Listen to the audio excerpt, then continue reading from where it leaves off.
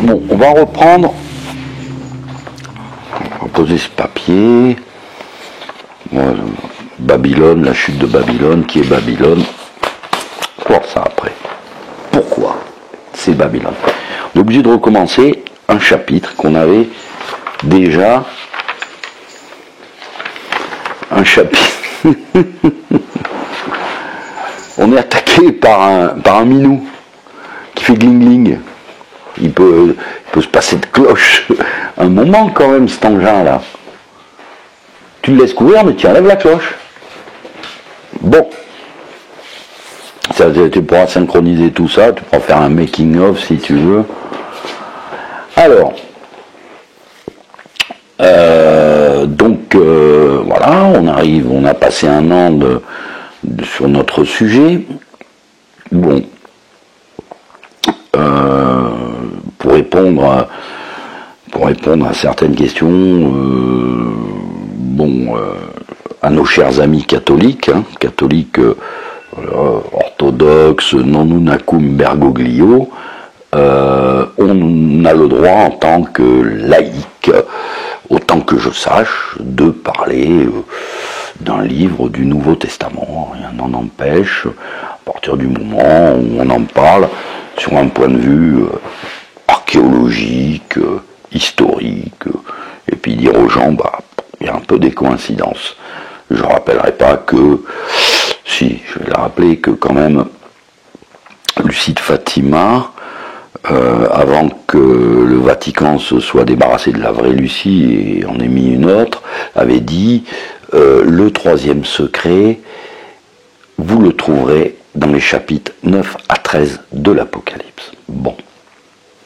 En ce qui concerne les moultes questions sur qui est catholique, qui ne l'est pas, qui est élu et qui ne l'est pas, on va faire très simple, on va mettre tout le monde d'accord.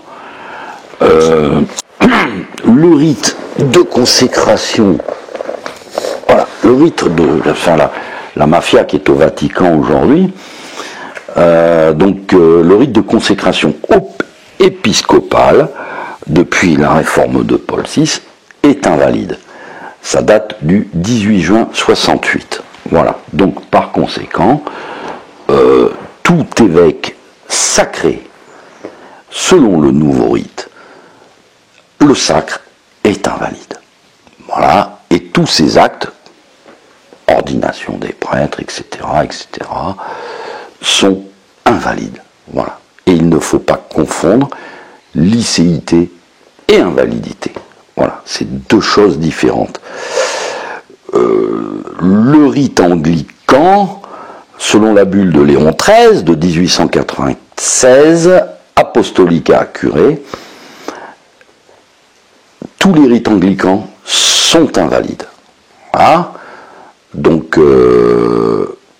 à partir de là, on va dire que c'est un peu le naufrage de l'Église catholique. Un peu là, le naufrage s'annonce, là, le Titanic, il coule, et on voit une dispute entre les différentes factions dites plus catholiques que l'autre, se jeter la pierre sur validité, licéité. Bon, alors, je vais poser cette simple question dans le pétrin dans lequel on est. Imaginez que l'Église catholique est éclipsée, donc c'est comme le Titanic, quand il a coulé, il est éclipsé, vous ne le voyez plus, il y a trop d'eau par-dessus. Et si quelqu'un, donc vous êtes au bouillon, vous jette une bouée qui flotte, est-ce que vous allez lui dire « Ah, non, elle flotte, mais elle n'est pas valide ». Je ne crois pas. Je ne pense pas. Ouais, elle est made in China, je ne veux pas de cette bouée. Elle n'est pas homologuée. Alors bon, pour mes chers amis catholiques, je vous dis de suite ce que j'en pense. Voilà. Tous les évêques ordonnés selon l'ancien rite sont valides. Et tous les prêtres enfin tous les évêques sacrés, excusez-moi, parce que là il y en a qui vont me reprendre, et tous les prêtres, ordonnés par des évêques sacrés, selon l'ancien rite, sont valides. Maintenant, qui est licite, je vous laisse vous disputer.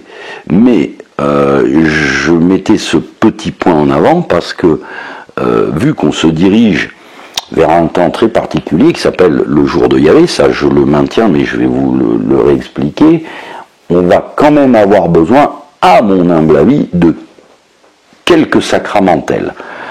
Donc, le jour de Yahvé, on recommence, on va repartir. De toute façon, au bout d'un an, c'est comme l'année liturgique. Hein. L'année liturgique, tous les gens, elle recommence et on redit la même chose. Donc, quel est le fond de l'Apocalypse? C'est nous prévenir de tout ce qui va arriver. Mais, après je viendrai aux 7 églises, mais il y a dans toute l'écriture sainte, une espèce d'homogénéité que l'on retrouve dans les chiffres. Et comme je vous avais parlé précédemment de la 6e trompette, de la 6e église, de la 6e coupe, etc., je vais vous parler du chapitre 6,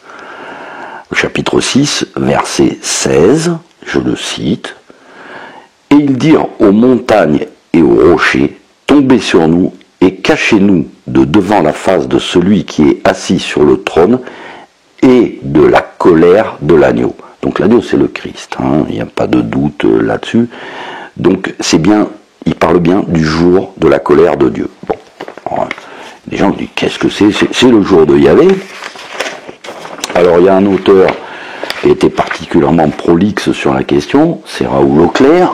Il est là, un des livres que j'ai beaucoup étudié sur les cycles, parce que M. Raoul Auclair, qui est décédé aujourd'hui, avait écrit en 1973 un livre qui s'appelait Histoire et prophétie. Histoire et prophétie aux nouvelles éditions latines, où il explique magistralement les cycles. Et il donne des exemples et de temps, etc. Alors après, on peut retrouver sur d'autres auteurs, mais sur le sujet, c'est lui le meilleur. Alors, ce jour de Yahvé, alors il semblerait qu'il y a beaucoup de gens qui s'imaginent que on va faire un bunker, ou on va remplir la cambuse de bouffe, etc. Bon, moi je veux bien. Il y en a d'autres qui s'inquiètent de faire partie des élus, donc ils vont aux offices pour faire partie des élus. J'en ai de temps en temps qui m'attaquent. Moi, je leur dis simplement ce que disait Malachie, voilà, à propos du jour de la colère de Dieu. Malachie, chapitre 3, verset 19. C'est un prophète de l'Ancien Testament. Car voici que le jour vient ardent comme une fournaise, tous les orgueilleux, tous ceux qui font le mal seront du chaume, et le jour qui vient les embrasera, dit Yahvé des armées, en sorte qu'il ne leur laissera ni racine ni rameau. Bon, alors a priori, donc il faut faire gaffe quand on se croit de la race des élus.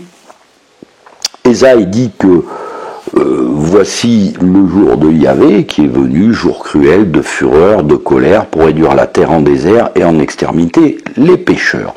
Ésaïe, chapitre 13, verset 9, Joël, chapitre 1, verset 15, malheur au jour, car le jour de Yahvé est proche, il viendra comme une dévastation du Tout-Puissant. Alors, les traductions, bon, comme j'ai pris, ne sont pas forcément les miennes, je ne vais pas retourner chaque fois chercher, j'ai pris des traductions, mais qui sont suffisamment compréhensibles. Zacharie 14:3, et Jéhovah sortira et combattra contre ces nations. Donc on parle bien du temps des nations. comme, du temps des nations, des restes, donc, comme lorsqu'il combat un jour de bataille, Sophonie, avant que vous soyez chassés comme la balle qui disparaît un jour, voilà, l'ardente colère avant que ne vienne sur vous le jour de la colère de Yahvé. Voilà, Jérémie, et ce jour-là appartient au souverain Seigneur, Jéhovah des armées, le jour de la vengeance pour se venger de ses adversaires. Donc, ce jour de Yahvé, c'est pas une fantaisie, c'est pas une lubie, c'est ce que beaucoup de catholiques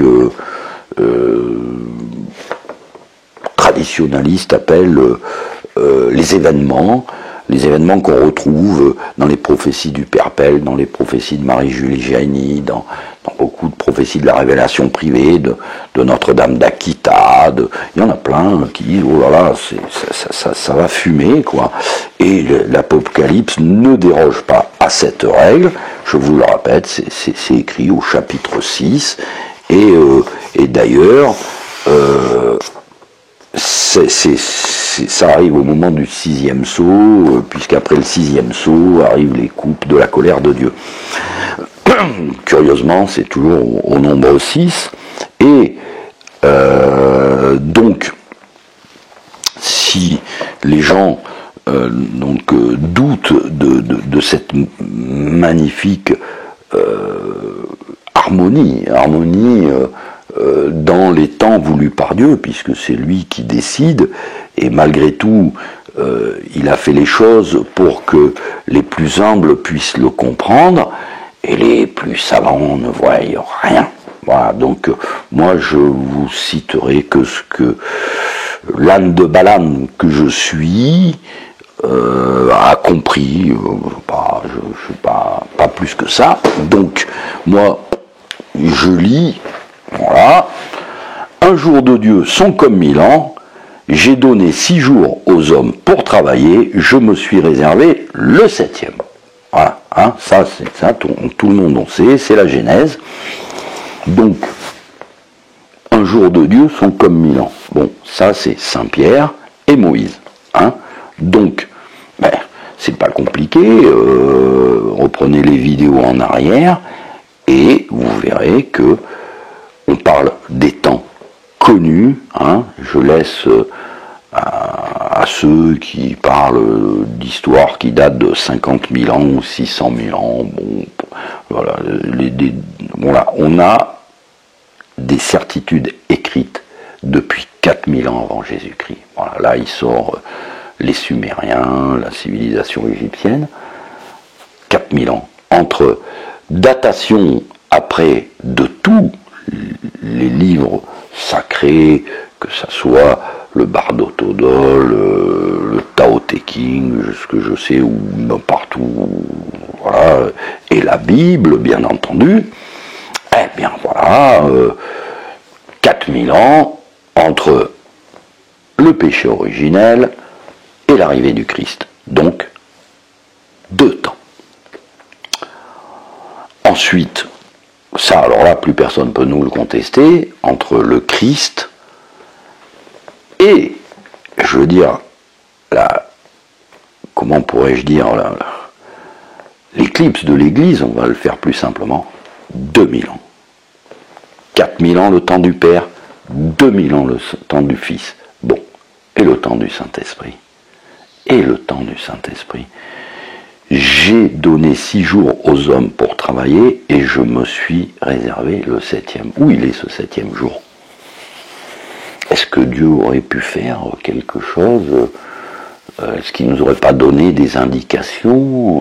Je ne sais pas, moi je cite les textes, après je laisse à chacun faire sa réflexion.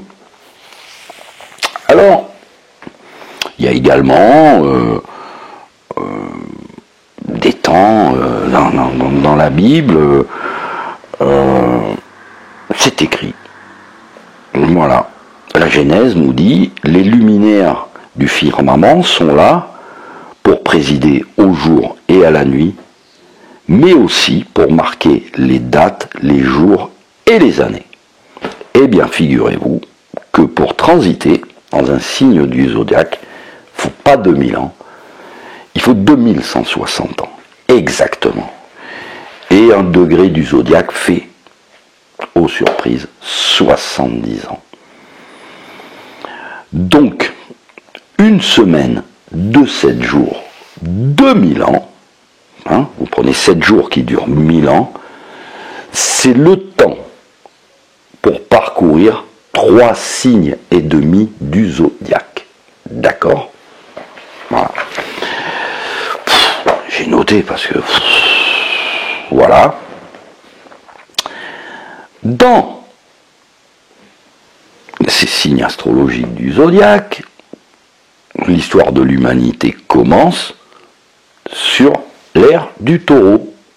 Du taureau, eh bien, regardez la mythologie égyptienne ou grecque, toutes les mythologies anciennes, hein, vous trouverez le taureau Apis, et tout d'un coup, on voit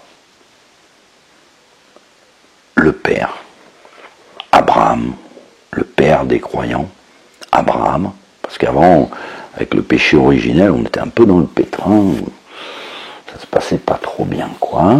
D'ailleurs, ça se passait tellement mal qu'on s'est pris un déluge sur la tête. J'ai parlé du déluge, il y a une extraordinaire série dans les archives oubliées, voilà, sur l'Arche de Noé, avec tout ce qu'a découvert Ron Wyatt. Bon, alors, je rappelle, il est protestant, mais bon, je regarde quand même, parce que bon, le mec, il a fait un bon boulot quand même, hein. C'est pas un zélu, hein. Et ceux à qui je m'adresse comprendront, hein, les élus. Non, des fois, il y a des choses aujourd'hui, dans les temps de catastrophe qu'on vit, eh bien, il y a des gens des justes, on va dire, comme il y a eu Job dans l'Ancien Testament, qui était injuste, Job qui a subi quelques épreuves, qui était injuste, et dans le livre de Job, vous voyez le diable un dialogue entre Dieu et le diable. Alors, allez, prenez, ouvrez votre livre, et puis après, vous regardez, vous prenez votre moteur de recherche et vous faites 13 octobre 1884, Léon XIII. Eh bien, c'est exactement le même dialogue. Satan, comme il a demandé à Dieu de s'occuper de Job, Satan, le 13 octobre 1884, a demandé à Dieu de détruire son église. Dieu, il a demandé 100 ans, Dieu, il a dit tu les as. Alors, de quel jour ça part, c'est une autre histoire. C'est pas le maître du temps, c'est Dieu. Et on va continuer à le démontrer, puisqu'on va parler du temps. Donc, astrologiquement, nous avons passé du début de l'histoire de l'humanité connue, c'était l'ère du taureau. On arrive à Abraham. Abraham, eh ben, on passe à l'ère du bélier. Je ne vous rappellerai pas que c'est Dieu qui a donné un bélier à Abraham, et on passe à l'ère du bélier. Et puis, après, on arrive au Christ, et après, le christianisme, c'est l'ère du poisson. On a passé 3 signes du zodiaque, on arrive à l'ère du Verseau, bref, un détail comme ça. Mais, on peut aller plus loin, on va prendre la prophétie de Daniel. Alors, il faudra que je fasse un chapitre particulier pour mes chers amis judéens, fils d'Abraham, concernant les 70 semaines de Daniel sur la reconstruction du temple et l'arrivée du Messie. Voilà, parce qu'il leur a donné presque l'heure à la minute près, mais Daniel nous a donné un petit coup de main également. Il nous a donné un petit coup de main en nous parlant donc du Colosse, voilà, et du temps des gentils. Le temps des gentils, eh bien, part, selon Daniel, c'est assez curieux d'ailleurs, de la 2e année du règne de Nabuchodonosor, ce qui nous emmène, voilà, en 602 avant Jésus-Christ. D'accord ? 602 avant Jésus-Christ. Donc en 602 avant Jésus-Christ, il nous dit, voilà, le Colosse, c'est le temps que durera les gentils, qui se termineront. Donc il y a.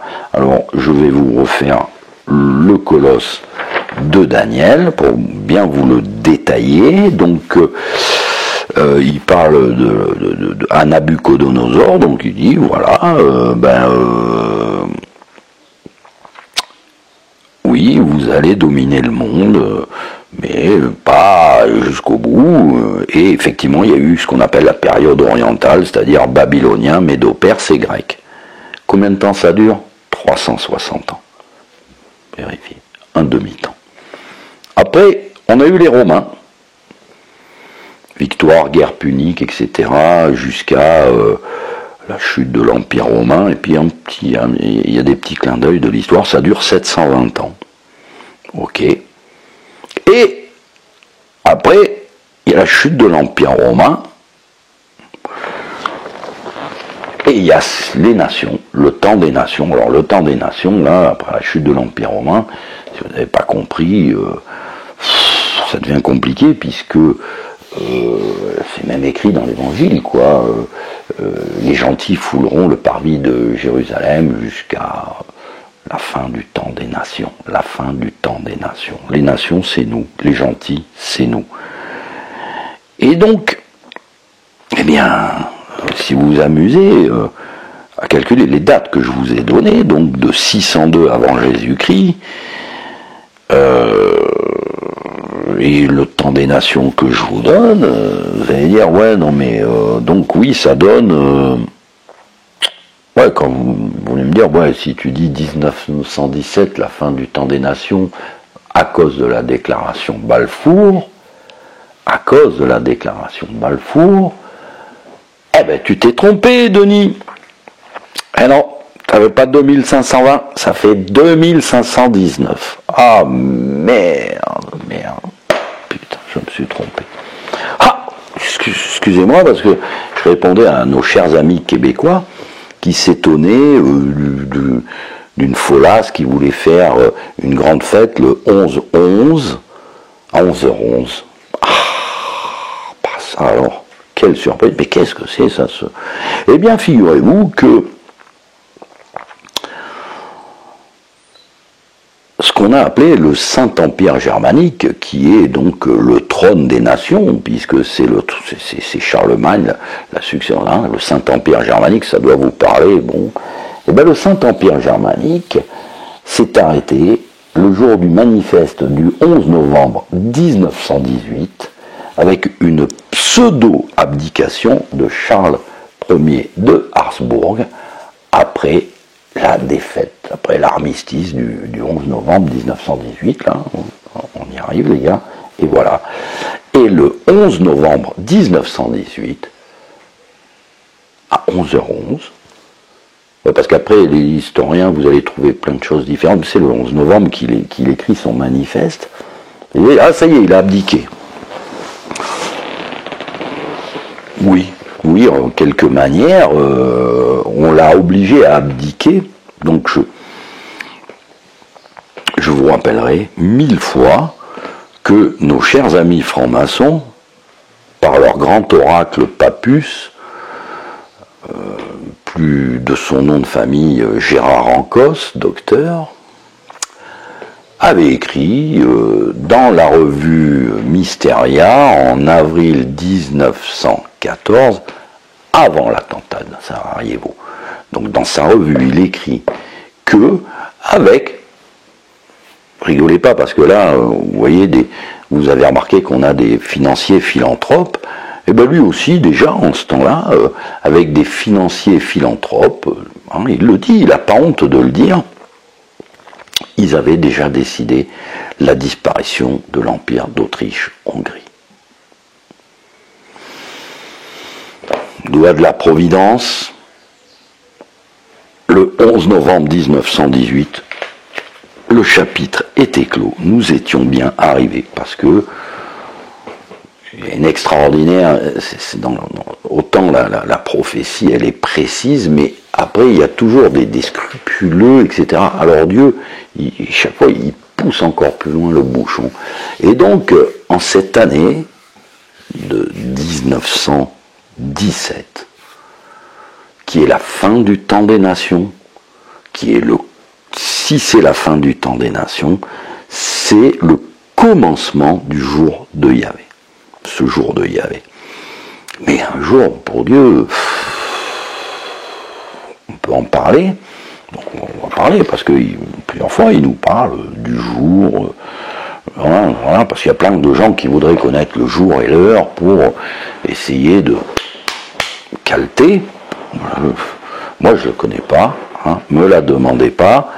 Vous savez, entre le moment où le bon Dieu prend une décision et où le moment où le couperet il fait tac, il y a toujours un temps pour s'y préparer. Donc, effectivement, pour donner raison à Saint Luc qui dit « Jérusalem sera foulée aux pieds jusqu'à ce que le temps des gentils soit accompli. » Eh bien, Jérusalem, le temps des gentils. Donc on est bien, on ne peut pas discuter le sujet, je veux dire, le temps des gentils, voilà, le temps des nations, le temps des gentils. Le temps des gentils commence avec l'empire de Nabuchodonosor, passe par les Romains, les Médo-Perses, les Grecs, passe par les Romains et se termine les nations. Les nations, c'est nous. Nous sommes la suite de l'Empire romain qui est devenu, à partir de Charlemagne, ce qu'on a appelé le Saint-Empire germanique. Voilà, dont le dernier descendant était Charles Ier de Habsbourg. Voilà, 11 novembre 1918. Voilà. Donc, fin du temps des gentils, commencement du jour de Yahvé.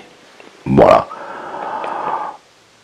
Donc encore une fois, on se retrouve avec cette merveilleuse harmonie.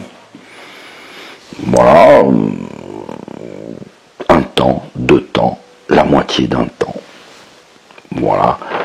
Alors après, on peut pousser encore plus loin les recherches, mais là, je vais devenir un peu compliqué. C'est quand Ézéchiel vous dit « Je t'ai compté un jour pour une année ». Un jour pour une année. Eh bien, si on compte un jour pour une année, donc 42 mois, 3 temps et demi, on est bien d'accord. Eh bien, 42 mois, ça fait 1260 jours. Un jour, une année, donc 1260 ans. Le temps des gentils a duré 2520 ans. Et là, 7. Oui, parce que 7, c'est également un temps, 2 temps et la moitié d'un temps. Voilà. Pour ça que Dieu a fait le monde en 7 jours. Donc, il y a une extraordinaire harmonie dans l'univers. Et on peut faire ce qu'on veut. Les prophètes ne donnent des indications de temps pour aider les hommes à se préparer. Se préparer là au jour de Yahvé qui arrive, le jour de la colère de Dieu. Et donc, voilà, l'Apocalypse a été écrit, je vous l'ai dit dans le hors-série précédent, pour ce qui va arriver jusqu'à la parousie du Christ. C'est pas écrit que pour le temps des Romains, et d'ailleurs, si vous lisez les exégèses, il n'y en a pas un qui a dit que l'Apocalypse, c'est un livre qui a été écrit que pour servir jusqu'à Constantin. Ça serait absolument ridicule. Il y a des indications dans l'Apocalypse, d'ailleurs, qui prouvent largement le contraire. C'est pour ça que cette série s'appelle Apocalypse, Histoire, Actualité, Coïncidence. 1917, date ô combien symbolique, apparition de Fatima. Et internationale communiste. Et vous remarquez une chose, voilà, parce que Dieu a de l'humour, hein, je le dis souvent, et ceux qui s'en prétendent feraient bien d'en prendre une certaine leçon et être un peu moins psychorigide, pour être poli. Donc, quand est-ce qu'a eu lieu la déclaration Balfour? Je l'ai noté, parce que je ne me rappelle pas de mémoire. Hein. La déclaration Balfour, si j'ai bonne mémoire, c'est... je l'ai noté hein, quelque part, hein. Soyons sérieux. La déclaration Balfour, c'est la date de la déclaration Balfour. Bon, je la trouve plus, vous regarderez. Le même jour, c'est à ce moment-là, le même jour hein, que la déclaration, je ne sais plus quel... 4 novembre, je sais plus. Déclaration Balfour, c'est donc Lord Balfour qui donne la Palestine à M. Rothschild. Et vous remarquerez que les Juifs, chaque fois qu'ils ont été libérés, ils ont été faits prisonniers. Voilà, c'est sur une parole qu'ils ont été libérés. Quand ils ont voulu reconstruire le deuxième temple, c'est sur une parole, c'est l'édit d'Artaxerxès, dur. Voilà, c'est pas, ils peuvent s'exciter comme ils veulent, ça changera rien. Voilà, c'est Dieu qui décide. Je trouve plus Balfour, bon, je l'avais noté que bon, je sais pas où. Et c'est donc je rappelle, donc c'est Kerensky. Voilà. La déclaration Balfour, 2 novembre 1917, vérifié, c'est là que Kerensky donc convoque ce qu'aujourd'hui on appellerait la Douma, et qui va être la mise en place de l'international, fin du temps des nations, international,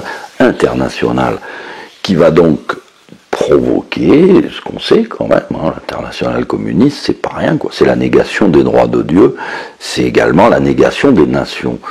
Donc c'est à partir de ce moment-là où on insiste à la dissolution des nations. Donc les châtiments ont commencé.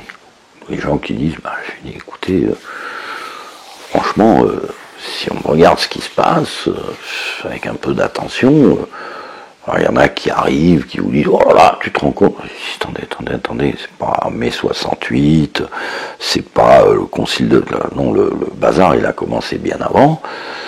D'ailleurs, il suffit de se référer au message de la Salette, où elle n'était pas très tendre avec le clergé, peut-être pour ça que déjà le clergé était un peu faisandé, hein. Mais bon, faut rester humble, parce que bon, quand le Christ arrive, le clergé, enfin le Sanhédrin, c'est parce que faut relire ces évangiles, hein. Malheur à vous, scribes, pharisiens et sadducéens, race de vipères, sépulcre blanchi, enfin, oh là, il balance, hein, mais je veux dire, la Sainte Vierge a fait la même chose, hein, à la Salette, hein, elle dit la même chose, et quelle est la conséquence? Le temple, terminé, 70, rasé, fin. Bon, après, on se retrouve, eux, ils ont refait un petit peu leur Sanhédrin, ça s'appelle le Cal maintenant, voilà, et puis nous, il y a une espèce d'autorité, il y en a qui sont dans l'église catholique, bon, elle est plus à Rome, hein, c'est fini, Rome éclipsée, etc. Donc, il y a une espèce nous on avait catholiques tous les sacrements institués tous par le Christ, je le rappelle, hein. Pour nos chers amis protestants, je leur rappellerai un petit peu les dialogues de Luther avec l'enfer, qui est le diable qui explique à Luther qu'il faut détruire la messe et les sacrements, hein. Bon, Luther, c'est leur idole, et puis l'église moderniste, là, ils veulent canoniser Luther. Allez-y les gars, on peut rien y faire. On n'est rien contre ces événements qui arrivent, on n'est strictement rien. On est des petits instruments pour essayer de trouver une bouée de sauvetage. Si elle est made in China, tant pis, prenez-la. Moi, je ne veux pas m'exciter à vous expliquer qui est plus royaliste que le roi. Mais je vais quand même vous donner un autre petit détail sur 1917, puisque il y en a plein qui veulent le règne du Sacré-Cœur, pour leur expliquer que c'était vraiment faisandé depuis longtemps. Donc il y en a plein qui veulent le règne du Sacré-Cœur. Alors il ferait bien de se rappeler de l'histoire des Cristéros. Ah, les Cristéros, j'ai une admiration pour eux. Et j'abhorre les communistes. C'est pour ça que quand un mec me dit, il suffit de me dire que tu es non-unacum Bergoglio et t'es catholique. Oh, mon pauvre garçon. Oh, je prierai pour toi. Non, il y a bien longtemps que le clergé est faisandé, donc je rappelle, parce qu'il y a beaucoup de gens qui me demandent, mais je balance PDF, et bon, l'Église catholique, malheureusement, devrait se rappeler de cette histoire des Cristéros, parce que les Cristéros se sont levés, je crois en 1929, si j'ai bonne mémoire, la révolte commence en 1929, mais ils s'élèvent contre la Constitution de 1917, issue de celle de 1857. Et que dit cette Constitution de 1917 ? Elle dit sécularisation de l'enseignement, c'est bizarre. Interdit les ordres monastiques, c'est bizarre. Interdiction de l'exercice du culte en dehors des églises. Restriction du droit à la propriété privée des organisations religieuses. Alors, je vous ai cité l'article 3, 5, 24, 27, article 130. Interdiction de porter les habits religieux. Cette constitution de 1917, issue de celle de 1857, est portée par différents présidents, Juarez, Carranza, Obregón, et on finit avec Calles pour les Cristéros. Voilà. Et bien, curieusement, c'était tous des francs-maçons. Quelle surprise. Et oui. Les francs-maçons. Merveilleuse église de Satan. Bon, les gens vont dire, qu'est-ce que tu dis, Denis ? Non, quand même. Il y a des loges, machin, blanches, rouges, vertes, jaunes, dessus, dessous. Bon. Alors, excusez-moi. Voilà. Avant de passer à la deuxième partie, nous allons de nouveau exhumer ce merveilleux document. Je le rappelle, ça s'appelle, j'ai tiré ça de 2 livres, ça s'appelle L'idéal initiatique et le livre du compagnon. C'est écrit par Oswald Wars, plus grand dignitaire des loges maçonniques, grand maître des loges et ô combien admiré, puisque je crois savoir que au Grand Torrent de France, à la rue Cadet, son livre est en vitrine, exposé. Il a vécu de 1860 à 1943. Il est fondateur et directeur de la revue Le Symbolisme, et donc, je lis le monsieur. Solliciter l'initiation est chose grave, car un pacte est à signer. La signature, il est vrai, n'est pas formelle, visible ou extérieure. Elle ne s'impose pas à l'aide d'une plume trempée dans du sang, car purement morale et immatérielle, elle engage l'âme vis-à-vis d'elle-même. Oh, comme c'est bien nébuleux. On se dit, bon, je ne comprends pas mon ressenti. Il ne s'agit donc pas d'un marché conclu avec le diable, subtilité maçonnique, une petite virgule, malin qui se laisse duper, virgule, mais d'un engagement bilatéral sérieux dont les clauses sont inéluctables. Voilà. Donc, les initiés, patati patata, notez que les guides sont invisibles, les oblations, machin, patati patati patata, hein, voilà, ça c'est le langage maçonnique. Mais c'est subtil quand même, hein. C'est subtil. Il ne s'agit donc pas d'un marché conclu avec le diable. Ouf, on est rassuré, on se dit, ah ben non, c'est pas un pacte avec le diable, virgule, malin qui se laisse duper, virgule. Ah, ça veut dire que oui, c'est un pacte avec le diable, et vous n'arriverez pas à le duper, mais d'un engagement bilatéral sérieux dont les clauses sont inéluctables. Donc, au lieu de vous disputer qui est plus chrétien, qui patati patata, écoutez, je vous dirais déjà, apprenez sur quel étendard vous allez vous battre. Moi, j'ai le mien dans mon bureau. C'est une petite dominicaine qui me l'ont fabriqué, sympa, tout, petit sacré cœur. Mais si j'ai bonne mémoire, et c'est pas d'hier, ces pauvres Christéros, qui leur a dit de se rendre et de baisser les armes?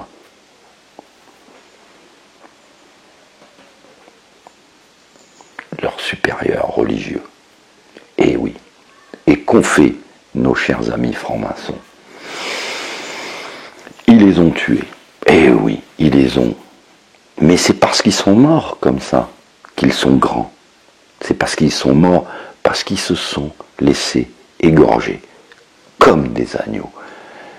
Et pour répondre à un monsieur qui disait « Ouais, Bonchamp, c'était un bourgeois dégénéré, il aurait dû tuer 5000 prisonniers. » Je dirais « Monsieur, on ne peut pas